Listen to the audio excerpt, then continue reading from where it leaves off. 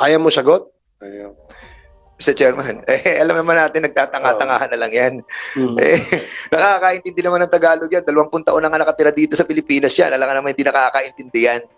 And negotiating with the different government agencies and earning a lot of money with those people working in our own government. Sigurado marunong mag-Tagalog yan. Pinapaikot lang tayo niyan. Okay. At lengthy explanation. The reason why the chair was intervened earlier is because I wanted to ask whether the resource persons that we invited is willing to answer questions in the absence of their lawyer or a lawyer. Because if they would require us to provide them with a lawyer as pursuant to our rules, we must and should provide them a lawyer. And before it got confusing, I gave the privilege and the opportunity to Congressman Acop and Congressman Fernandez to explain and state their position on the issue. Ngayon, since you asked if the chair would decide on this matter, let me go straight directly to the resource person. If he is willing to answer question without a lawyer. If you need a lawyer, please say so because we will provide you with a lawyer. Mr. Wangbu, kasabot kag Bisaya? Dugay man kasibu. Kunti. Oh, konti. Gamay lang, ha? 20 years. O, sige. So, willing kang sumagot sa tanong ng mga membro ng committee ito na walang abogado? Hindi ko masyado matindihan. So, gusto mo ba ng abogado para mabigyan ka ng guidance? Oh. Okay? Ano sabi niya? Oo daw, sir. So, gusto mo abogado, bigyan ka namin abogado.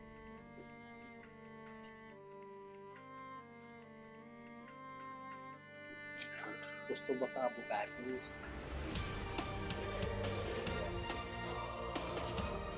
O hindi lang. Kung hindi, wala tayong ano. Gusto mo ng abogado, ayaw mo. Gusto hanap ng Gusto daw niya, sir, hanap siya ng abogado. Wala kang kasi kung wala kang abogado ngayon, ang Kongreso ay magpo-provide ng abogado para sa iyo.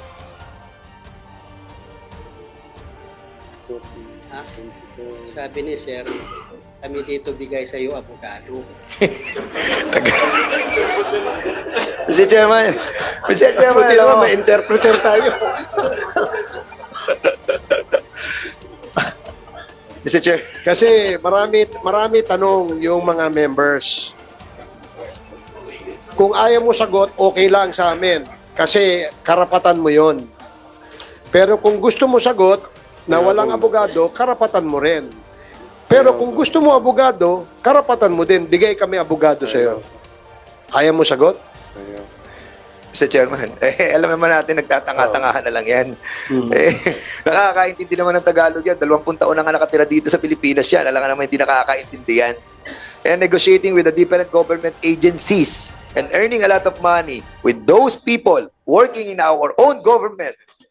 Sigurado marunong mag-Tagalog yan. Pinapaikot lang tayo niyan. Okay. So, in this case, sige, balik ka na dito, ano? Mr. Wambu. Mabilis eh.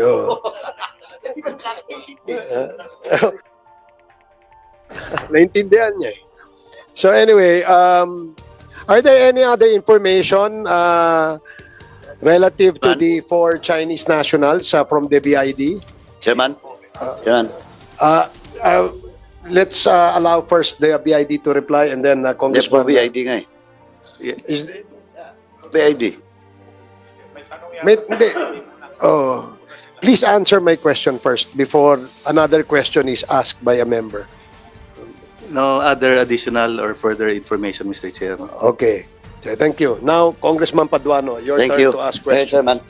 So, they were issued different kind of visas, di ba? May dalawang retirees visa. Two of the four subjects, Mr. Chair, retirees visa.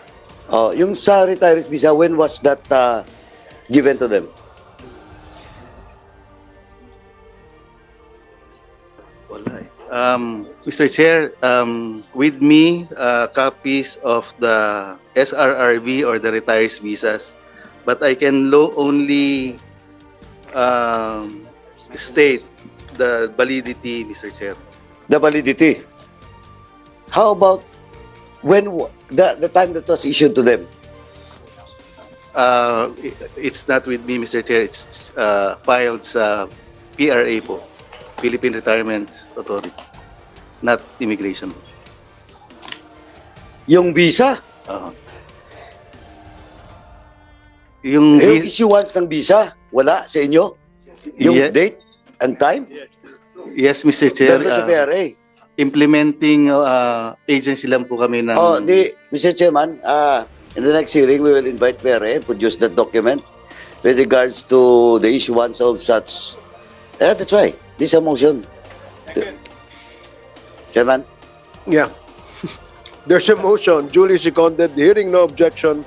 The motion of Congressman Paduano is approved. Check, take note. Chairman, second. A while ago, when yung makulit na chairman ng Public Order and Safety asked about how long the staying here in the Philippines, he told this committee that it's 20 years. Now, can you produce the travel records of all these four? we will submit to this committee, Mr. Chair. Kasi chairman, gusto ko lang makita kung how frequent they're traveling from the Philippines to China or other places in this country. So, can you submit that to this committee? Mayroon ba? Mayroon kayo? I'm sorry, Mr. Chair. Can you please repeat that? Yung travel records po. Mr. Chair, yesterday we submitted pertinent materials and documents to the office of the chairman of this committee, Mr. Chair. No, he was referring to the travel records of the four Yeah. Chinese nationals apprehended by BID. Yeah, I just want to see how frequent they're traveling Yes, here in Mr. the Chair. Philippines. And Already submitted, Mr. Chair. Yung you have submitted? Now, what was the last? May record kayo siguro. When was the last? Yung entry.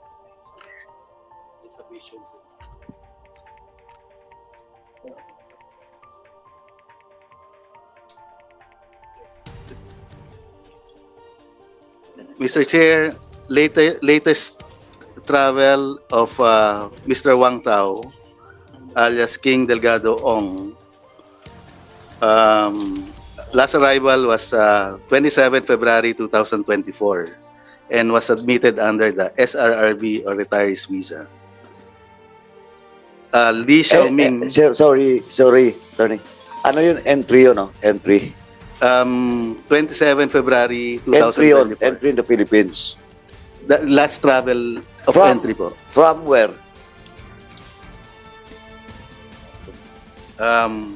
We need to check, Mr. Chair. Anyway, you mentioned that you have submitted the travel records of those four, and COMSEC is confirming that they never received. They have not received the travel records. Mr. Chair, I have a copy of the receiving copy received at 5 p.m. yesterday. So you have a Office of receiving the- copy. The attachment of the receiving copy, may nandun ba yung mga sinabit nyo? In your possession now? Yes, Mr. Chair.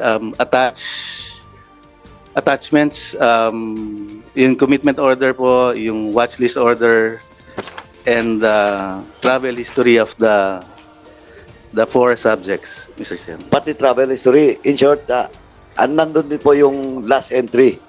Yes, Mr. Chair. Okay. Thank you. Anyway, Mr. Chair, tingnan ko muna yung mga dokumento, then follow up na lang mamaya. Thank you.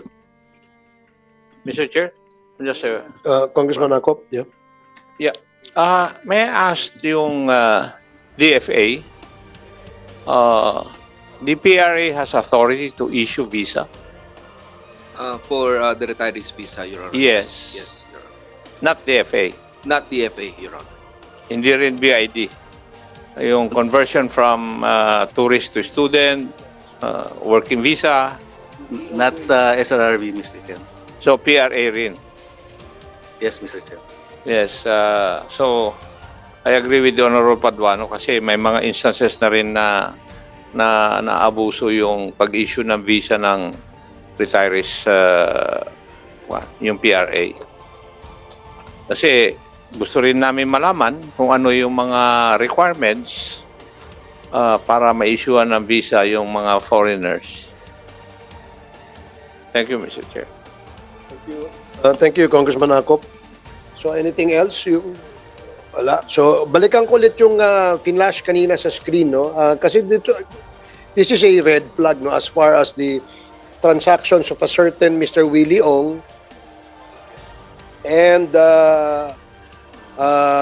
and others, no?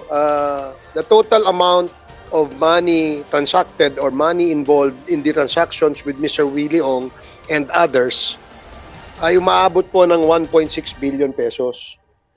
So, medyo nakakagulat, no? Number one, considering he's not a Filipino, he owns a corporation who likewise owns vast tracts of land. Third, yung kanyang korporasyon owns a warehouse where the shabu was delivered. So, it would seem that all these money transactions, based on my personal, of course, I will not conclude in behalf of the committee, but only on my personal appreciation of the documents, parang merong masyadong malaking transaksyon itong Mr. Willie Ong na hindi naman siguro aabot ng bilyon kung ang iyong negosyo ay isang gas station at saka isang warehouse. So medyo nakakagulat-gulat, no? Nakakagulat ito.